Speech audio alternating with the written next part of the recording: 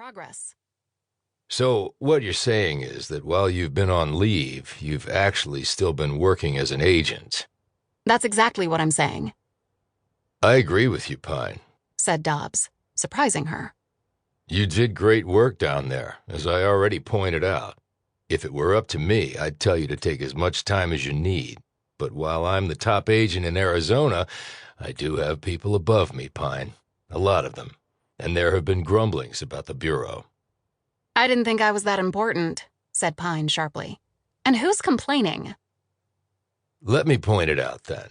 I've got 2 agents on rotation, covering for you in Shattered Rock, even though they've got their own assignments. They're not happy about that because they've got no backup, which you apparently enjoy, but they don't. And I've also had to redirect admin resources there because Carol's with you. And while I know this is the 21st century, the fact that you are, well, you know. You mean the fact that I'm a woman, that the guys don't think I'm carrying my weight? They think you're getting special treatment. And, in fact, you are. I've had more than a few complaining that they've all got problems, but they still have to get up and go to work every day. So what's the deal with you? Pine barked.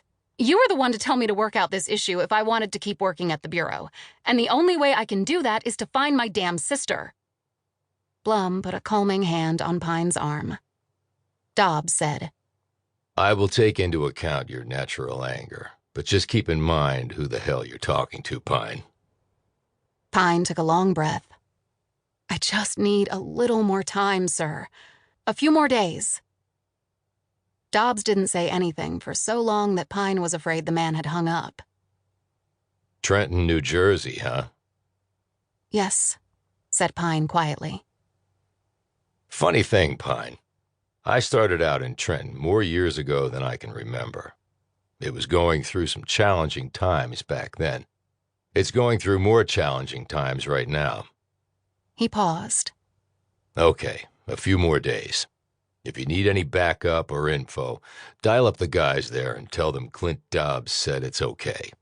They won't believe you, but they'll believe it when I tell them it's true. Pine glanced at Blum with wide eyes. I was not expecting that. I wasn't expecting to say it, Pine. The offer just popped into my head. But I need to make this point as clear as I can. You have to finish this and come home. You got that? The Bureau pays your salary to work for them. I know I told you to go after this to get your head straight, but at the end of the day, that's your problem, not mine. And you're not the only agent I have to deal with, okay? I got hundreds of them, and they all got problems.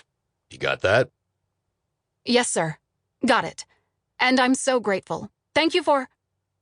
But Dobbs had already clicked off. Pine slowly put the phone down. New Jersey, here we come. Chapter 2. 2 days later, Pine was driving in her rental car through a working-class neighborhood on the outskirts of Trenton. She was thinking about what she would say to Anthony, Tony Vincenzo, who sometimes stayed at the home his father, Teddy, had apparently inherited from his father, Ito Vincenzo. She didn't want to deal with the inevitable red tape of visiting Teddy Vincenzo in prison if she didn't have to. Tony was low-hanging fruit. But with her current frame of mind, if Tony chose not to help her, she might just shoot him. As the grandson of Ito Vincenzo, Tony could possibly tell her something about Ito. Hopefully where he currently was, if he was still alive. And that might lead to mercy, which was why she was here after all. The road to mercy had been long and tortuous, and some days the destination seemed as unreachable as the summit of Mount Everest. But now that Pine finally had a breakthrough in the case, she was going for it. And if it took her longer than a few days, so be it. Pine had been compelled to hunt for her sister after a disastrous encounter with a pedophile who had kidnapped a little girl in Colorado. Her rage, fueled by the memory of her own sister's abduction, had resulted in Pines almost beating the man to death and breaking every rule the Bureau had. Clint Dobbs had given her an ultimatum: resolve her personal issues about her sister, or find another line of work.